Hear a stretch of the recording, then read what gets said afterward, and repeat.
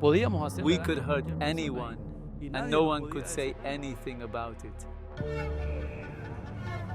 At 11 years old, I moved to the city, and that's when I started hanging out with the guys on street corners.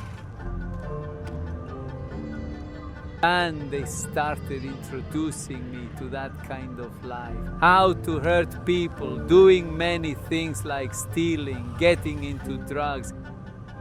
In regards to family problems, it was mainly my dad, who was an alcoholic. If he did it, I had no problem doing it. I knew I didn't have the morals to correct myself. It's like hell.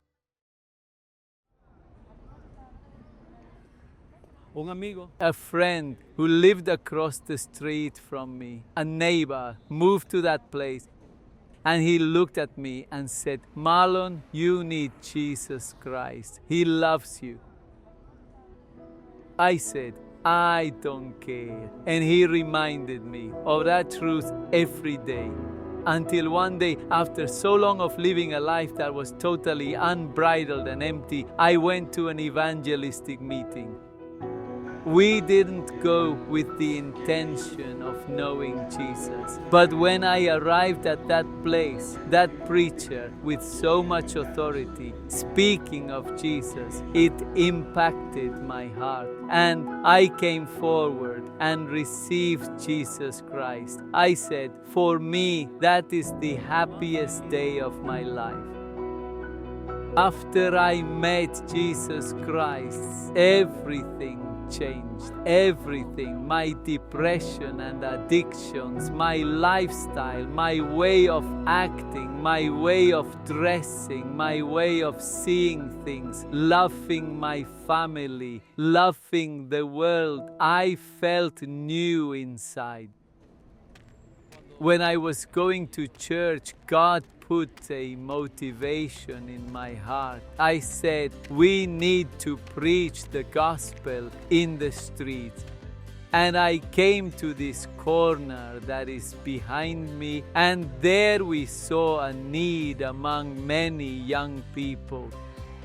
And that's where we started to preach the gospel of Jesus Christ to these young people. And that's where the church began.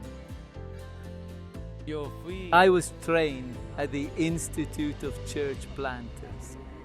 I was struck by the preaching, to be able to teach the gospel to people in a simple and clear way, preparing leaders around the nation and establishing a clear vision about church planting.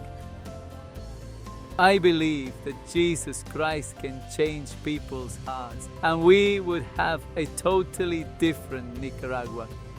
Great things are happening here in Central America through the Institute of Church Planters. There's 3 ways that you can help us. Number 1 is praying for church planters and the work as it's going on here in Central America. 2 is giving towards the program so that we can open up new sites and see new areas where we can have churches planted.